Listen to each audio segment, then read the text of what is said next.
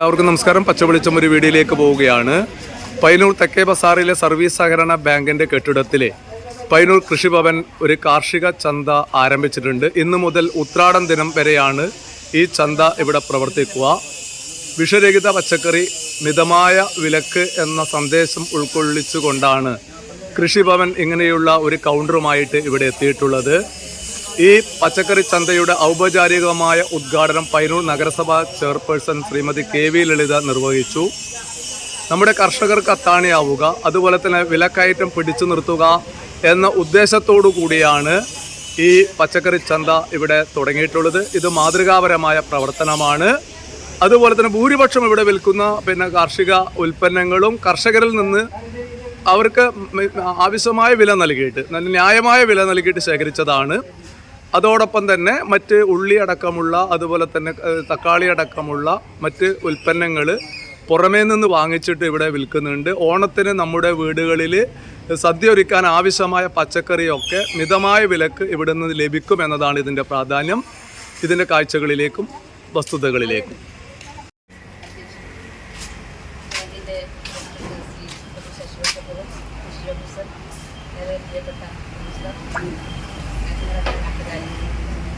കൃഷിവകുപ്പിൻ്റെ നേതൃത്വത്തിൽ എല്ലാ വർഷവും നമ്മുടെ നാടിനകത്തെ ജനങ്ങൾക്ക് ഓണക്കാലത്ത് വിഷരഹിതമായിട്ടുള്ള പച്ചക്കറികൾ ലഭ്യമാക്കുക എന്നൊരു ലക്ഷ്യത്തോടുകൂടി, അതുപോലെ തന്നെ കർഷകർക്ക് അവരുണ്ടാക്കുന്ന ഉൽപ്പന്നങ്ങൾക്ക് നല്ല നിലയിൽ മാർക്കറ്റിൽ വിലയുണ്ടാക്കി കൊടുക്കാനും അവർക്ക് അവരുടെ ഉൽപ്പന്നങ്ങൾ വിറ്റഴിക്കാനും ആവശ്യമായിട്ടൊരു സാഹചര്യം ഒരുക്കി കൊടുക്കുക എന്ന ലക്ഷ്യത്തോടു കൂടിയിട്ടാണ് ഇത്തരത്തിലുള്ള ചന്തകൾ സംഘടിപ്പിക്കുന്നതിന് വേണ്ടിയിട്ട് തയ്യാറാകുന്നത്. അതിൻ്റെ ഭാഗമായിട്ട് ഈ വർഷം ഈ ഓണക്കാലത്ത് ജനങ്ങൾക്ക് വിഷരഹിത പച്ചക്കറികൾ ലഭ്യമാക്കുക എന്നുള്ള ലക്ഷ്യത്തോടുകൂടി ഇവിടെ ഒരുക്കിയിട്ടുള്ള ഈ ഓണക്കാല വിപണനമേള വളരെ വിജയകരമായി മാറട്ടെ എന്ന് ആഗ്രഹിക്കുകയാണ്.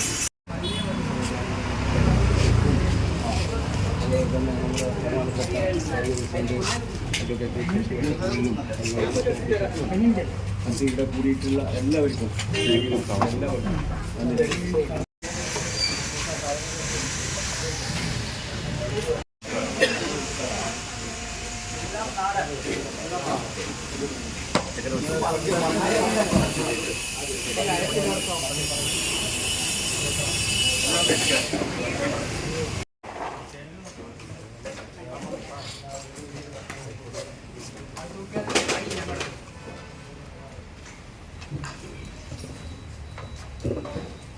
വികസന കർഷക ക്ഷേമ വകുപ്പിൻ്റെ നേതൃത്വത്തിൽ നടപ്പിലാക്കുന്ന കർഷക ചന്തയുടെ ഉദ്ഘാടനമാണ് ഇന്നിവിടെ നടന്നത്.